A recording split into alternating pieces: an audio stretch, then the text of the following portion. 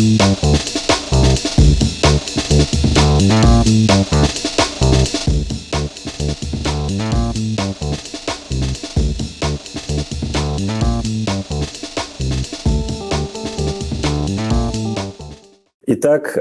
собственно, доброе утро, дорогие друзья. Наконец-то все появилось. Мы большие молодцы, что мы об этом вовремя почти узнали. Спасибо не на 20-й минуте, не на 30-й, а сейчас. На здоровье. Вот. Вас приветствует Руслан Валиев, Женя Коноплин и наша непутевая техника. Давайте непутевый сотрудник, а не техника. Причем здесь техника? Ну, я не знаю. Может быть, кто-то еще виноват. Точно не я, по крайней мере. И я этим очень рад. Собственно, давайте перейдем к новостям сегодняшним, которые для нас Эхо предоставила уже совсем поздно. В общем, ладно, так или иначе надо работать, как говорится. Вот, я еще раз, я не знаю, выношу строгое предупреждение за то, что человек даже не читает чат. Я уж понимаю, мы не читаем чат. Нам разговаривать с людьми надо. А есть специально обученные этому люди, которые должны его читать. Следить за этим и без чата. В общем, да, друзья, спасибо, что вы активно об этом пишете. Еще раз к новостям Эхо. Переговоры России и Украины перенесены на 16 мая, пятницу. Как сообщил источник ТАСС, это связано с логистикой. Как ожидается, украинские переговорщики должны были прибыть в Стамбул в четверг поздно вечером. Делегацию со стороны Киева должен возглавить министр обороны Рустем Умеров, со стороны Москвы помощник президента Владимира Путина Владимир Мединский. Дональд Трамп, по данным Bloomberg, предложил возобновить работу Совета Россия-НАТО. Агентство сообщает, что США предложили добавить этот пункт в план мирного урегулирования войны в Украине. Совет был создан в 2002 году для развития сотрудничества между Москвой и Североатлантическим альянсом. После полномасштабного вторжения России в Украину деятельность Совета полностью прекратилась. Генерала Салюкова сняли с должности главкома сухопутных войск согласно указу президента. Теперь он станет заместителем Сергея Шойгу в Совете Безопасности. Салюков был главнокомандующим с 2014 года. На прошлой неделе он руководил парадом Победы в Москве. Место главкома занял генерал Мордвичев.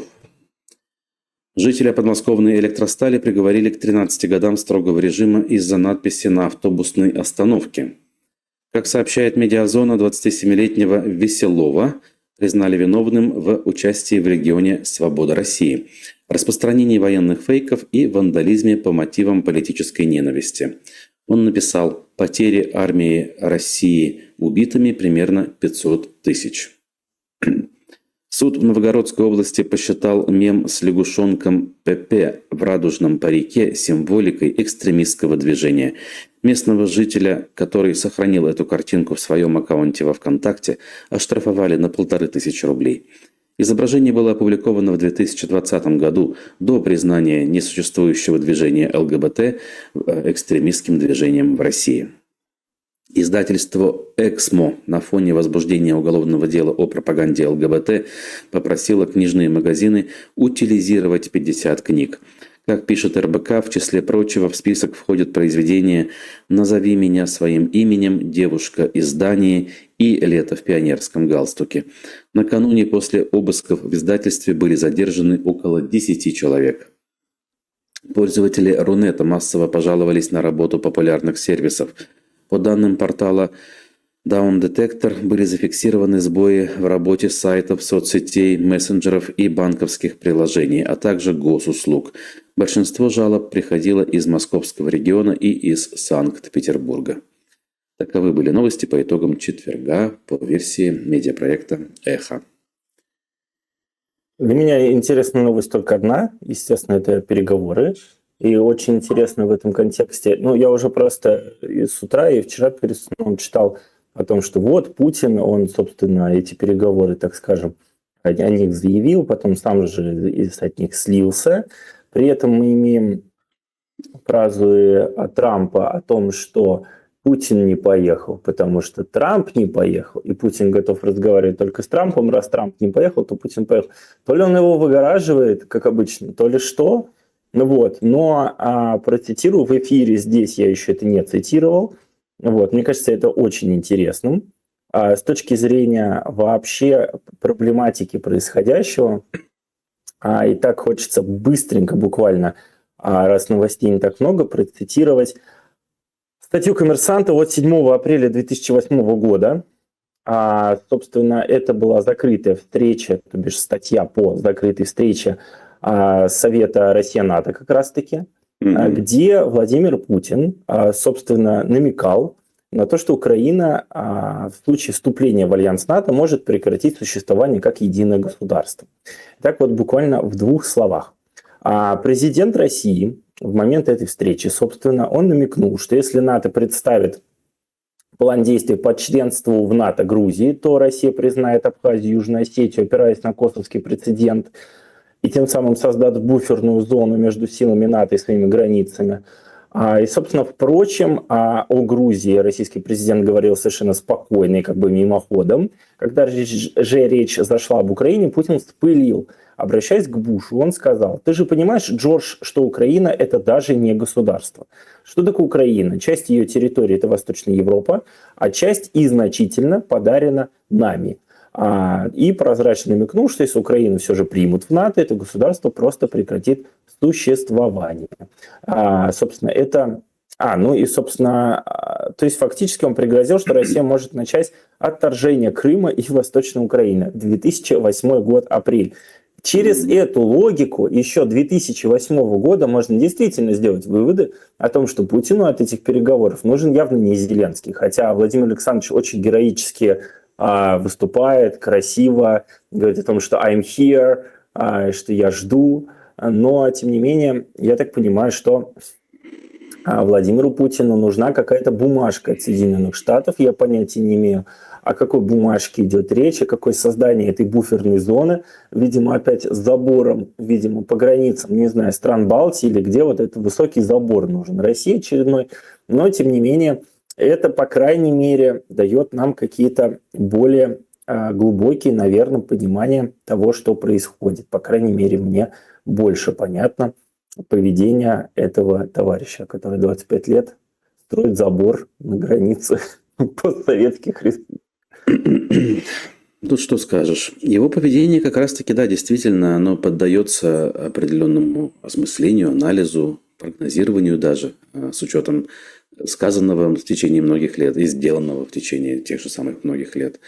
Чего не скажешь по поведению и действиях вообще Трампа, например, потому что тут все очень непредсказуемо, хаотично, я бы сказал, и не всегда выглядит рациональным в том числе. Последнее, что я о нем слышал, это сказанное во время встречи с каким-то там шейхом из арабских стран, из Катара, по-моему. Он там вообще отмахнулся от вопроса журналистов по поводу переговоров в Украине, сказав: ой, господи, что за ерунда вообще, вот у нас тут важная история, у нас тут 4 триллиона долларов, а вы о каких-то там переговорах. Ну, в общем, как-то так. Человек сиюминутного настроения, напоминающий по характеру, я не знаю, мою покойную тетку, наверное, уже. Ну, дело не в тетке моей, а вот в типаже человека. Да? Человек, который, как выражался Муртаза Рахимов, 3 курицами не командовал. Тот, наверное, может себе позволить такое поведение. Ну, а здесь мы говорим про самого могущественного человека в мире до недавнего прошлого. Я имею в виду по должности. Хотя сейчас кто-то поспорит по поводу того, кто есть самый могущественный человек. С учетом особенно отсутствия необходимости покидать свой пост, это, наверное, немножечко другой. Как бы это печально ни было и печально не звучало. Ну что ж, друзья, вижу ваши сообщения, в том числе и пожелание провести опрос. Правда, не знаю, что он даст. Вот Рюрик просит: проведите опрос в чате, приведут ли переговоры к мирному соглашению. Это о надежде, наверное, да? Но уполномочен ли Владимир Мединский вообще заниматься чем-то серьезнее, чем смешной учебник по истории в таких имперских тонах написанный? По-моему, такие люди некомпетентны в целом, как ты говоришь, тремя курицам. Вот Владимир Мединский точно подходит под это определение. Ну так, да, и понятно, что рассчитывать, что вот сейчас Мединский договорится о мире, нет. Ну, может быть, как бы это будет первым шагом, а дальше там послезавтра Лавров подъедет условно, а еще там дальше, еще как-то, ну, типа вот в таком ключе, если рассуждать, то в конце концов можно получить мирное соглашение. Но вообще, если у нас война происходит не между Россией и Украиной в голове Путина, по крайней мере, а между Россией и США, и нужен какой-то паритет, нужна какая-то буферная зона, он же забор на границе где-то, где Владимир Путин скажет, вот там, на территории Польши, вот здесь у нас забор. Договариваться, естественно, ему надо с Соединенными Штатами. Если представителей, кроме Рубио, там особо нету, вот, то как бы о чем речь? Я так понимаю, что Владимиру Путину нужна, как человеку, видимо, с нестабильной самооценкой, так скажем, нужно, чтобы, собственно, сам вот царь-батюшка из Вашингтона приехал и с Путиным поговорил, пожал ему ручку, выслушал все его рассказы про возникновение Украины 2000 лет назад, или сколько там вообще, все, что этого всего не было, что Украину создал Ленин. Спустя 4 часа Трамп, с ума сошедший от всех этих лекций, подпишет какую-то бумажку, на которой будет написано, что вот здесь у нас забор, вы за этот забор не лезьте. Вот. Но я не думаю, что какие-либо переговоры между украинскими и российскими представителями, тем более такого низкого уровня, я слышал, что Зеленский поменял тоже каких-то членов делегации на более низкий уровень, то как бы вряд ли это к чему-то приведет, кроме как к демагогии. Ну, в любом случае, просьба, значит, нашему помощнику запустить голосование. Рассчитываете ли вы на мирное соглашение? Да, нет. 2 варианта ответа. Вот. Надеюсь, с этим простым вопросом человек справится. Ну, а дальше, если идти, надо переходить к нашим новостям республики, как говорится. В республике все как надо. Например, 2 варианта запускается, стартует, вот-вот. Или нет, давайте с этого не будем начинать, начнем с другого. Начнем с того, что жители у нас чувствуют себя прекрасно, некоторые, по крайней мере, чувствуют себя состоятельными людьми. И вот в Уфе, в аэропорту, у туристки конфисковали браслет марки Cartier стоимостью в 1 миллион 300 тысяч рублей. Друзья, еще раз, это один браслетик золотой с инкрустированными драгоценными камнями. Ну, наверное, не подделка. Дело в том, что женщина въезжала на территорию республики, возвращалась из Эмиратов, где, собственно, и купила, видимо, этот браслет, и прошла по зеленому коридору, не задекларировав дорогостоящие изделия, которые нужно было декларировать. Что-то мне подсказывает, что она вообще ничего не знала об этом. Она думала, что купила себе маленькую безделушку, украшение. И, в общем-то, это то, что лежит в сумочке, и не требуется никаких дополнительных действий, думала она. Но таможенники заподозрили неладное, досмотрели ее, и в итоге теперь конфисковали изделие, и 350 тысяч рублей штрафа ей выписали. Так что вот так вот нерадивым нашим гражданам нужно быть повнимательнее, даже разъезжая по всякого рода дубайском, как его сейчас называют, люди, предпочитающие шопинг в этой стране и в этом городе. Ну, интересно, что еще украшения дали, да, в доход государства. То есть она поехала, опять же, видимо, дама достаточно состоятельная, для которой, это мы говорим, 1,3 миллиона рублей. По факту сколько это там? 13 тысяч, собственно, евро. Ну, для нее, наверное, это, не думаю, что большие какие-то деньги. Хорошо, она их купила, не подумала задекларировать, ей впаяли еще, опять же, переводя на, я уверен, ее валюту, более ей знакомую, еще 3,5 куска евро впаяли штрафы, так еще и украшения забрали. Ну, то есть, мне кажется, это немножко малость несправедливо у нас законодательство, что ладно, как бы впаяли штраф, но она же все-таки не кусты каннабиса привезла, а всего лишь навсего браслет Cartier. Это по фотке не самый, конечно, вообще выдающийся товар, но, тем не менее, это немножко малость выглядит странновато. Ну, кстати, фотографии неизвестно, она ли, может быть, просто что-то подобное здесь. Как бы не суть важно. Мне даже Может больше быть. интересно другое, как таможенники обнаружили. Вот человек уже вышел, получил багаж, паспорт уже проштамповал, выходит и идет по коридору просто. И раз, как бы, заподозрили неладное, досмотрели и обнаружили. Удивительно, может быть, знают просто, что женщина состоятельная, и наверняка у нее что-то есть в сумочке женской. Или, может быть, на руке она несла, и это бы нельзя было не заметить. Ну Социальная ладно. несправедливость, она приводит к определенному уровню ревности и, собственно, зависти и М, злости, поэтому тут как бы удивляться нечему, я думаю. Может быть, может быть. Ну а дожди, которые прошли пару дней назад в Уфе и в республике, в том числе, конечно же, показали несостоятельность наших чиновников и строителей, которые исполняют их услуги. А именно, на новой улице генерала Рыленко размыла насыпь. Потоком воды повреждены асфальтовые пешеходные дорожки около путепровода. Все то, что недавно строилось, открывалось и с помпой презентовалось. Последствия уже вчера устраняли рабочие подрядные организации, якобы сообщили в мэрии. Глава администрации Кировского района Эльвир Нурдавлятов прокомментировал ситуацию в соцсетях, сообщив, что из-за сильных дождей, цитата, произошло частичное смывание грунта. По словам чиновника, на участке, где лестница соединяется с пешеходным тротуаром, образовалась промоина. И напоминает нам коммерсант, что строительство этой всей дороги началось летом 2022 года. И первоначально работы должны были завершить осенью 2023, однако движение в итоге открыли лишь в октябре 2024. Но, как мы видим, и здесь поторопились, потому что даже элементарные насыпи укрепить у нас почему-то не могут. И вот с точки зрения осадков, как правило, вообще ничего не учитывают. Потом, по факту, вода все приводит в соответствие с действительностью. Что уж тут скажешь. Ну ладно. У нас зритель Ян Башкорт пишет, что сын визу получил в Европу, устроит жизнь, надеюсь. Поздравляем, надеемся тоже. Хотя, ну, что значит устроит? Окажется, наверное, в более-менее благоприятной обстановке и безопасности, я бы так рассуждал. А устроить жизнь на чужбине, ну, может быть и возможно, конечно, если ты готовишься к этому, если ты имеешь специальность, я не знаю, работаешь, а во всех остальных случаях это убежище. Вот, поэтому, наверное, я бы другую формулировку выбрал, хотя давайте не будем придираться.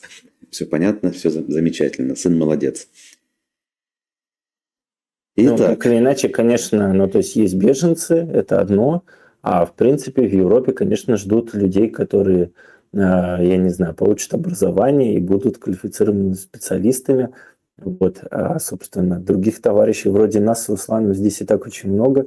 Вот, поэтому Германия становится все более правой. Чем больше таких, как мы, становится здесь, тем больше перекос, собственно, идет в эту сторону. Но в любом случае, я считаю абсолютно резонно, что, как я недавно смотрел речи Медведева, который в 2013 году, по-моему, в 2013 году говорил о том, что нужен безвиз с Европой. Вот этого, конечно, не хватает. Если бы россиян не 1,5% оказались бы не просто за границей, да, а именно вот в каких-то развитых странах, то, возможно, мы бы жили в иной стране. ну да, туристы, может быть, как-то чаще ездили бы, проникались бы обстановочкой, как же, ну, другой, скажем так. Уху. Ладно, другим новостям, в продолжении темы в некотором роде. Значит, городской телеканал ЮТВ следит за строительством, или как, за реконструкцией парка имени Ленина на юге Уфы, между улицей Закива-Лиди и Тукаева. Вообще к нам даже зрители обращались на днях, тревогу били о том, что, дескать, забор возводится вокруг Дома Республики, и власть таким образом боится людей и огораживается от людей. Однако тревога оказалась преждевременной. Забор, оказалось, строится не вокруг Дома Республики, а вокруг парка имени Ленина. И мы, кстати, обратились с вопросом, мы сами, аспекты, обратились к знающим людям, и нам прокомментировали, что забор связан со строительными работами. Таким образом, намекнули, что когда парк будет готов, забора там не будет. Но что-то мне подсказывает, что всякое бывает. У нас очень любят заборы, к сожалению. Хотя во всем мире, в цивилизованных странах от заборов, даже там, где они были, постепенно отказываются. Так или иначе, сейчас забор там то ли готов, то ли наполовину готов. А у нас, значит, что тут важно? Споры по поводу детской площадки разгорелись. Вот когда спорить ни о чем важном людям нельзя, и каким-то общественникам, как говорится, запрещено открывать рот, они открывают рот по таким пустяковым совершенно вопросам. Дело в том, что в проекте реконструкции парка предусмотрена такие детская площадка, хотя сам парк считается мемориальным, там есть в том числе и захоронения, памятные плиты, ну, в частности, плита, на которой обещано установить монумент в честь подписания декларации о государственном суверенитете Республики Башкортостан. Но есть камень, соответственно, самого монумента как не было, так и нет. По словам замначальника управления коммунального хозяйства и благоустройства города Уфы Ришата Исмагилова, парк делится на 3 части вообще даже, не только на 2. Одна из них находится ближе к театру имени Мажита Гафури и отдалена от памятников. Именно здесь планируется строительство игровой зоны для детей. В общем, есть историки, по-моему, Рамиль Рахимов, в недавнем прошлом наш постоянный гость, зампред общественной палаты, он высказался против детской площадки. Вы посмотрите, какой смелый. Мне вот интересно, видеосюжет у нас по этому поводу не готов ли и вообще планировался ли? Ясно. С чего бы вдруг? Хотя напрашивалось бы. Хотелось бы добавить, что лично для меня это не совсем понятно, как, впрочем, много что происходит у нас в республике. Хорошо, детская площадка, она оскверняет, видимо, мемориальный статус этого парка. Но да. давайте пойдем дальше тогда. На протяжении многих лет в этот парк, он же Ленина, он же Матросова, да, насколько я понимаю, на физкультуру весь УГАТУ и БГУ бегает, собственно, там вот вокруг, вот это бегательная зона такая, и там занимается физкультурой, собственно. Она у всех плюс-минус в этом парке находится. То есть, когда мы там, я не знаю, в мае в шортах скачем, трясем там кое-чем, как бы все там что-то напрягаемся и потеем возле данного места, то это в целом окей, да, там, я не знаю, чуть ли не в футбол играем. А когда это детская площадка, я не вижу, чем отличаются принципиально эти 2 вещи. Бегающие студенты, орущие друг на друга, в том числе матом, я не знаю, хихикающие, смеющиеся, от детей, которые будут делать то же самое, только с меньшим потовыделением и меньшим сквернословием. Ну, как бы принципиально ничего не меняется. Как бы. Ну, окей, там еще и люди выпивали периодически, пока там по 2 каких-то, извините, полицейских не поставили на каждый шаг, чтобы там лишний раз никто пиво не пил, то и это тоже было, тоже никого не смущало, историки не ходили, не били в набат, что это какое-то ужасное осквернение. Да, на самом деле есть более важные вопросы, которыми стоило бы озадачиться общественникам, скажу я. А кто-то скажет, что ж ты, Руслан, ты же вроде как за развитие институтов гражданского общества, а это тот самый случай. Смотрите, институты сами по себе развиваются, и не надо им мешать. В общем, эта точка зрения имеет право на жизнь. А я хочу обратить внимание на голосование. У нас оно идет по просьбе нашего подписчика. Рассчитываете ли вы на мирное соглашение? Спрашивали мы вас в чате трансляции. И голосование, в общем-то, наверное, уже прошло. По большому счету можно итоги его подвести. 65% пессимистов – это люди, выбравшие вариант «нет», но 35% говорят «да». И, опять же, хочется присоединиться вот к этому все-таки меньшинству, потому что хочется верить в лучшее, как минимум, несмотря на все аргументы, которые говорят, что эта вера не особо имеет какие-то основания, скажем так, на которые можно опереться и благодаря которым можно решение этого достичь. Так, безусловно, есть ситуации, которые могут привести к миру сегодня даже. То есть это случайное какое-то заболевание, там, я не знаю, там, случайно кто-то споткнется где-то или, не дай бог, кирпич на кого-нибудь упадет, то вполне возможно. Мне кажется, эти вероятности, они на одном уровне примерно происходят. Как-то так. Яма Башкорт нам сообщает, что сын поехал на вахту на полгода работать на поле в Италии, и там останется, а также деньги будут на первое время, иншаллах. Действительно, Аллах Барха, как говорится, пусть так оно и все будет. Удачно сложится. Вот.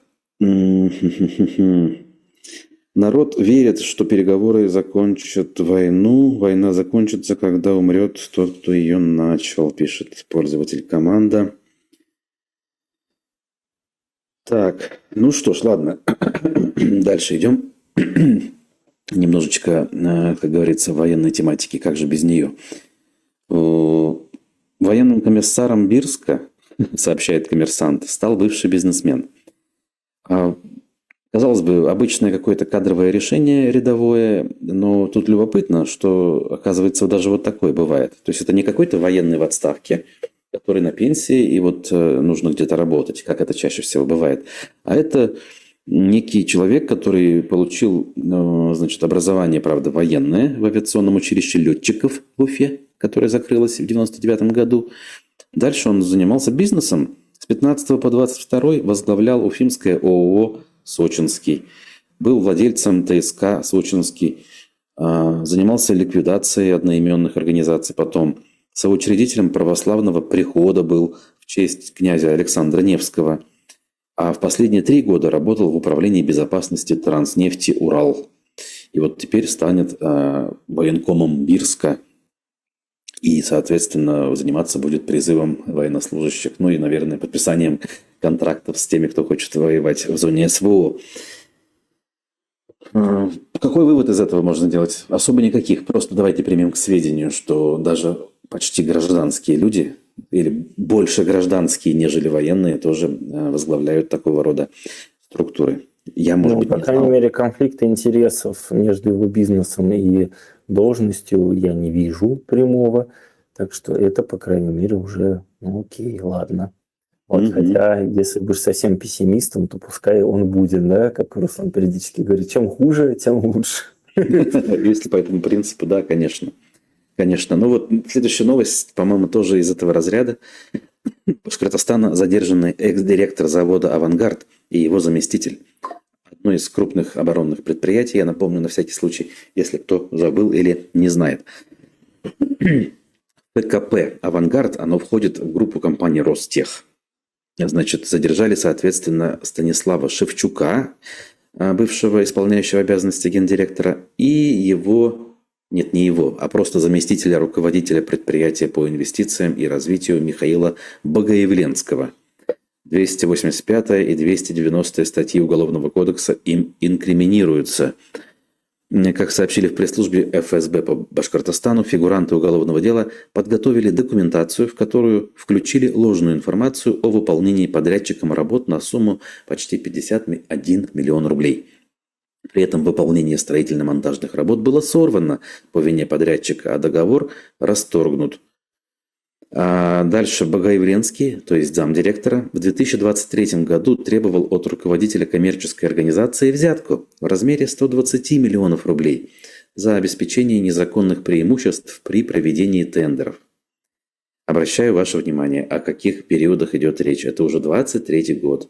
Еще раз, да? То есть страна воюет с мировым злом, защищает интересы, значит, себя любимой, своего народа и всего честного человечества. Герои, значит, гибнут, получают увечья и не жалеют своих жизней. В это же самое время руководители предприятий, которые должны обеспечивать вот эту вот великую победу над мировым злом, занимаются пополнением карманов. Замечательно, прекрасно. Давайте побольше таких руководителей. Так, как говорится. Ну, здесь как бы это, как сказать, ну, окей. Вот, конечно, меня тревожит, когда я такое читаю или вижу про Украину. Вот там у меня вообще я от цинизма некоторых людей с ума схожу просто, да, не от руководства, естественно, поправлюсь, но от некоторых представителей, у которых дети в Монако распивают майот, вот, и понятно, что речь идет о коррупции. Я прочитал парочку комментариев. Один – это от Зайнулы, который я посчитал более-менее адекватным. Агрессию Путина переговоры не остановят, только силой можно остановить врага. Это раз. Второй от Нетворка. мир слишком опасен для Путина, война дает легитимность его режиму и инструмент репрессий. Пока идет война внутри, ему ничего не грозит. Но не внутри, а снаружи все-таки. Пока идет война, запятой не хватает, внутри ему ничего не грозит, а значит, она будет идти. Тут вопрос, как мне кажется, не про то, что Путин начал эту войну для того, чтобы свой режим сохранить. Уж, Господи, почитайте Астафьева, который, собственно, много писал про Великую Отечественную, про советский режим, про то, что народец у нас тот еще, и держать его в определенных ежовых рукавицах можно было очень долго и без всякой Украины, как мне кажется. Вот. Но с другой стороны, кажется, что те принципиальные тезисы, которые Путин выдвигает уже сколько лет, 17, да, получается, если вот от этой встречи с НАТО отталкиваться, или от Мюнхенской речи, 17-18 лет, они на сегодняшний день, кажется, нереализуемы просто, потому что это передел какой-то глобальный всего мира, плюс ко всему Россия все-таки как какой-то геополитический гигант, она обычно все заканчивает большим забором, репрессиями, и я думаю, что вряд ли кто-то из стран, я вижу, как реагирует грузинский народ, как белорусы здесь живут, как украинцы в шоке, никому снова под вот этот лапоть медвежий не хочется, потому что никаких позитивных условий мы этим странам не предлагаем, мы предлагаем им просто заткнуться и лечь обратно, вот, и, собственно, у нас аргументов на это не хватает, поэтому кажется, что война, она в этом плане, то есть не имеет, что она будет и дальше продолжаться, так или иначе, где-то снова там конфликты происходить, где-то в Грузии, может быть, подавлять протесты, где-то, может, даже в Эстонии, опять мы русское население пойдем защищать, вот, это, конечно, так или иначе грустненько. Вот. Но я не думаю, что это речь идет о том, чтобы просто великолепный российский народ держать в узде, поэтому воевать. Мне кажется, тут причина в другом, конечно. Таким образом, не можем мы не затронуть, да, глобальные вопросы современности, по крайней мере, касательно нашей Видишь, Родины. людей сейчас это интересует больше, чем, Да. я думаю, в целом некоторые товарищи, которые сперли несколько миллионов. Вот. Но в продолжении темы, безусловно, замечательная новость от, в том числе МКСЭД про нее написал, что под Уфой мы снова разгромили, собственно, технику НАТО по второму кругу. Мы спасли страну. Неожиданный инцидент произошел на трассе М5 в Башкортостане. Вчера, собственно, он произошел. Фура, перевозившая трофейную технику НАТО, угодила в аварию в Иглинском районе. По предварительным данным, которые уже не предварительные, конечно, КАМАЗ с тралом столкнулся с легковым автомобилем Kia, после чего многотонный грузовик потерял управление, съехал в кювет и перевернулся на бок. И, собственно, да, красивые картинки, разлетевшиеся по всей стране, что снова трофейная техника пострадала. На этот раз... Я, кстати, не вижу... вот сейчас вижу, да, видимо, с запозданием. Да, в этот раз руками автомобиля Kia мы смогли по второму кругу денацифицировать эту технику. Получилось. Да, тут хотелось бы, конечно, опять же, какие-то выводы далеко идущие сделать, но я думаю, Женя уже достаточно, по крайней мере, сиронизировал на тему того, что по второму кругу над этой техникой издеваются. Вот. Повод для улыбки, как минимум, может быть, радоваться особо нечему, но улыбнуться вполне себе возможно. Таким образом, знаете, есть в этом плюс. Меньше вот этого безобразия доедет до Перми. Именно туда направлялась колонна из Уфы, где миссия, видимо, была посчитана выполненной, а дальше должны были промываться тем самым мозги пермякам. Но меньшее количество образцов туда доедет. И, скорее всего, они же не станут или не смогут доставить пострадавший трал и его содержимое. Хотя они же могут легко его перегрузить, а потом сказать, что смотрите, каким образом мы замечательно его подбили еще там на поле боя. Я слышал, что в Уфе 100 тысяч человек посетили эту выставку, которая была с 2 по 12 мая. Вот. Но... Посещали люди, активно посещали, да. Да, что с интересом. Другое дело, что, опять же, я бы на это не ссылался, но в одном из пабликов, проект называется по-моему, то ли сбор макулатуры, то ли как. В общем, житель города выразил, что техника, во-первых, была ограждена, табличек пояснений не было. Вот. Люди с интересом все рассматривают, тихо обсуждают. Радости особо я не наблюдал. Видел женщину в трауре, вся в слезах. У меня это тоже вызвало печальное настроение. Вот. А, собственно, в Инстаграме под постами он заметил, что много негативных комментариев. Мгм. Интересно. Знакомый гаишник сказал нашему подписчику, что водитель был пьян. Ну, вообще, действительно, так грубо нарушать ПДД в здравом уме, наверное, не совсем правильно. Не совсем вообще возможно. То есть у тебя огромная техника с серьезным грузом, а ты буквально нарушаешь сплошную линию. И, в общем, на самом деле, знаете, у нас раньше среди водителей очень низкая была культура вождения. Она не сказать, что сейчас очень высокая, но она стала лучше, надо признать. Вот за последние 15 где-то лет как раз вот эта основная часть моего водительского стажа пришлась на этот период. Можно констатировать, что за счет ужесточения санкций по некоторым видам нарушений водители в целом в стране стали соблюдать правила больше. Вот в частности, пересекать сплошную линию стали реже, крайне редко это стало происходить. А в таких вот масштабах, когда у тебя тяжелой техникой, ну, практически я таких случаев своими глазами не встречал.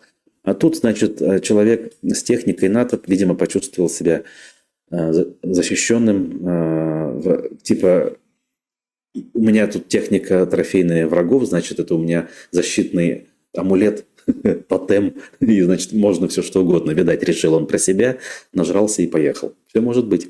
Ну, по крайней мере, точно можно сказать, что нашей иронии здесь не хватит.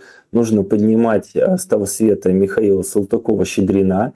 И я думаю, что для губернских очерков у него есть материал прям максимально подходящий. О, да. Это правда. Можно заново все переписывать и еще, наверное, в двойном объеме.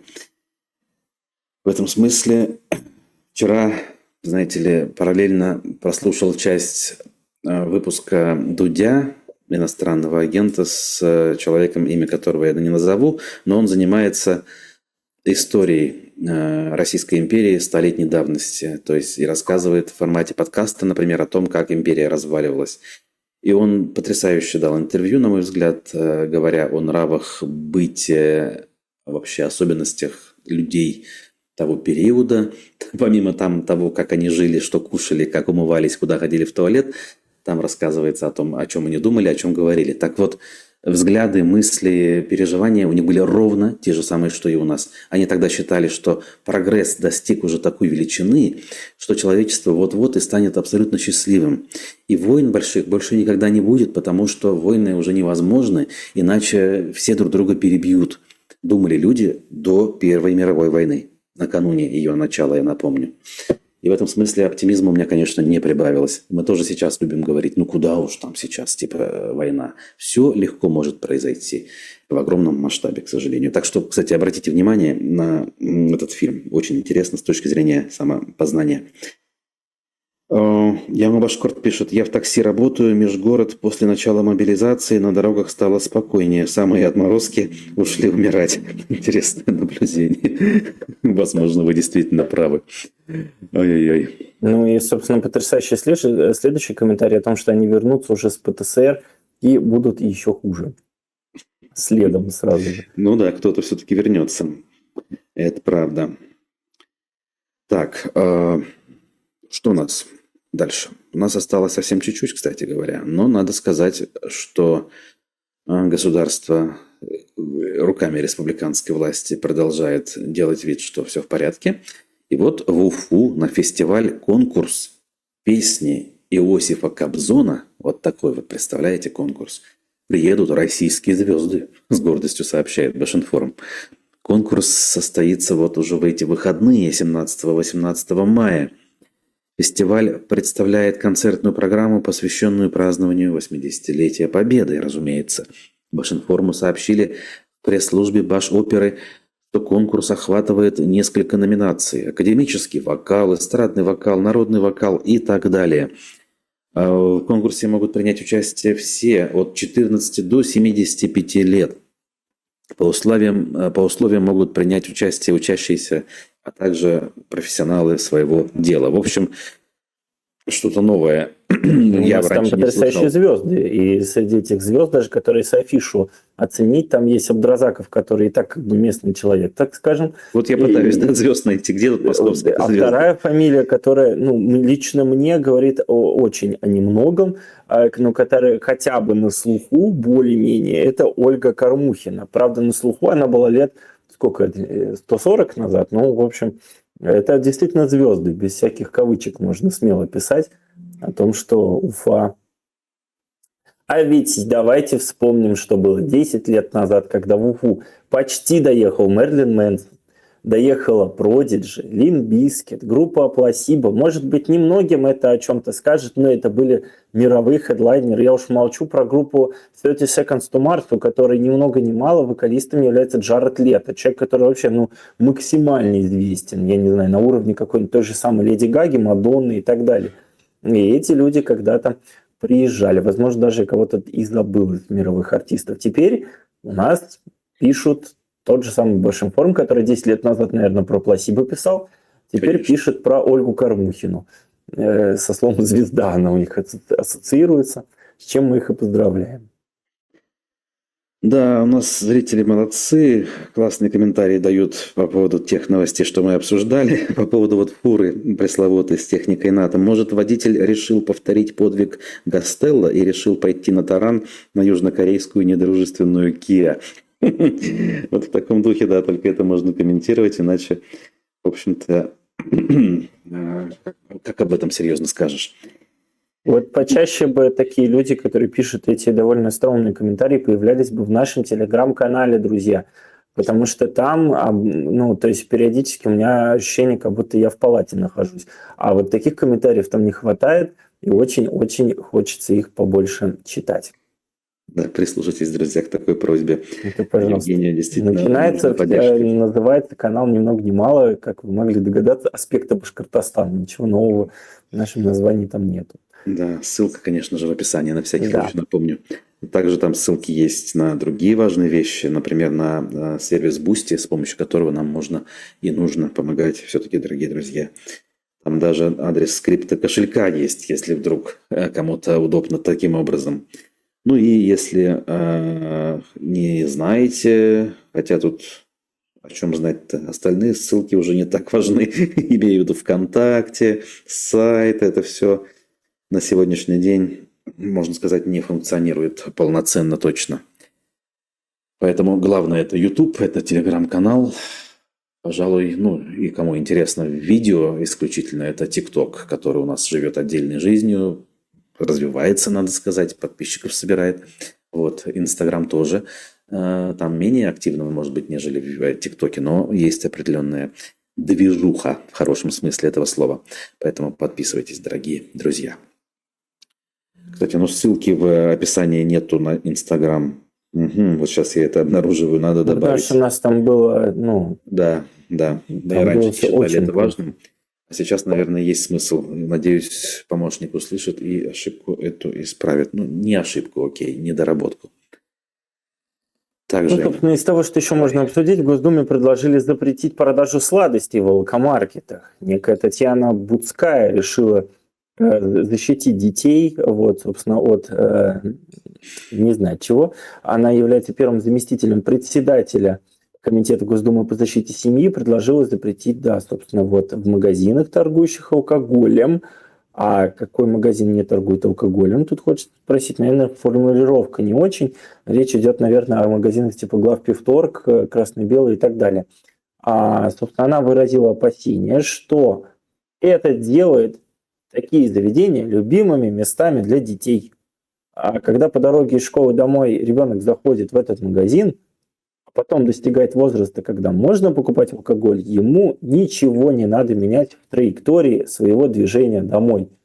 Насколько вообще, собственно, траектория движения домой мешала людям обычно купить себе алкоголь, это большой вопрос. Но зачастую я вижу такую неспособность. Некоторые депутаты, я заодно очень сильно слежу есть хорошие депутаты в России, это замечательно, что они есть, но они все заняты какими-то обсуждениями, вот вроде вот таких, к сожалению, потому что ничего другого им не остается, а остается заниматься чем-то таким. И иногда можно по каким-то заявлениям найти что-то про защиту женщин, про какие-то правильные речи. Например, вот недавно Миронов заявлял, что юристы и кто там экономисты – это образование, которое нахрен никому не нужно. Плюс-минус так он и сказал. Вот, и туда поступать не надо. Вот, в связи с каким-то там тоже законодательством отдельным по сокращению бюджетных мест в вузах. И вот тоже они что-то такое критикуют. Вот, собственно, я думаю, что история всех запомнит их вклад в эти непростые годы, но тем не менее, вот так вот у нас на сегодняшний день все.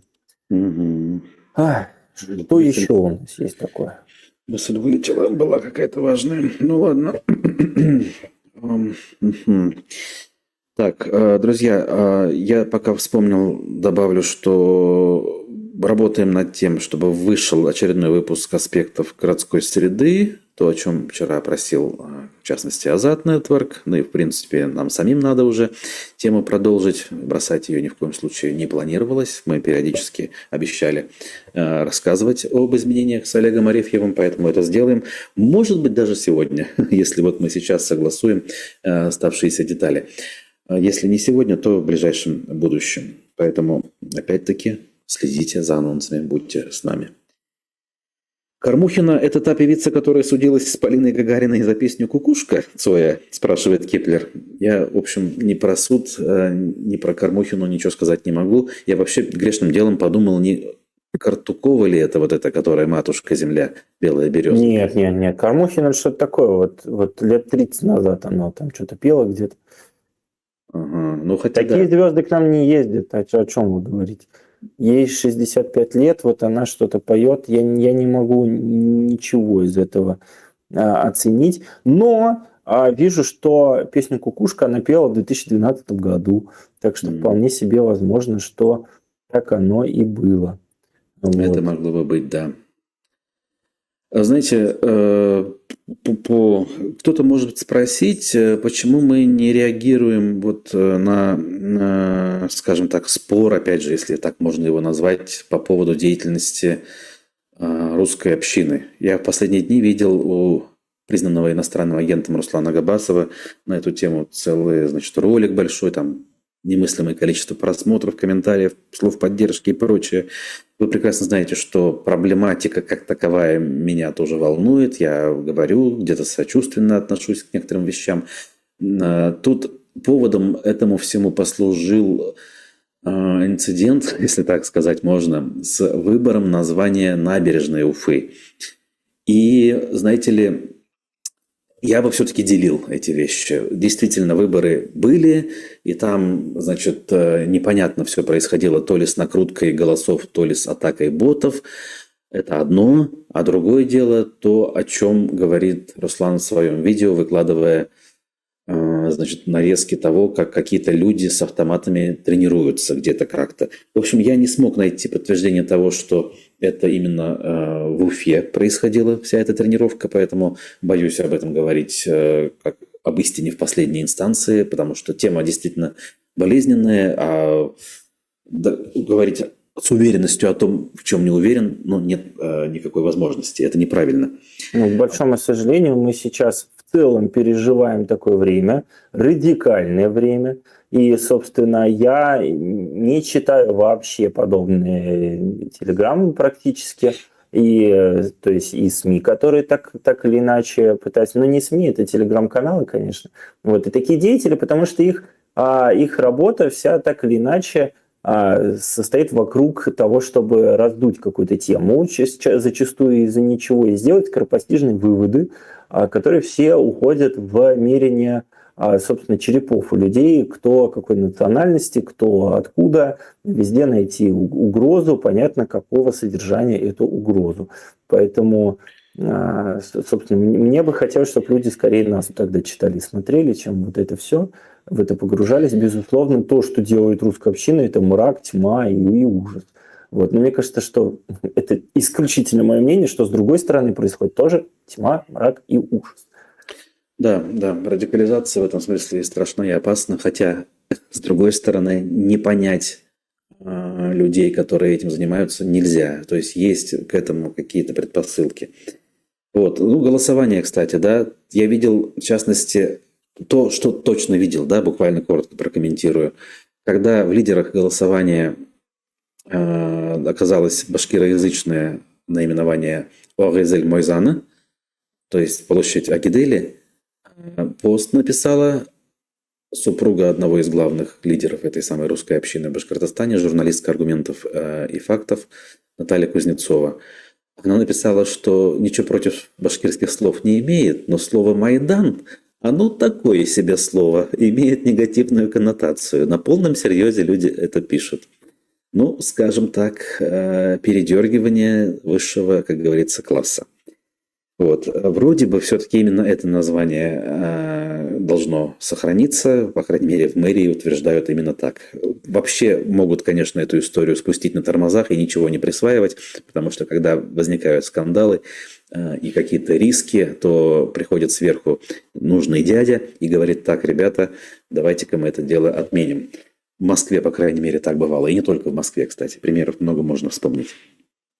Ну, а Network хвалит Женю за возвращение в формат Shorts. Вон, Женя, обратная связь.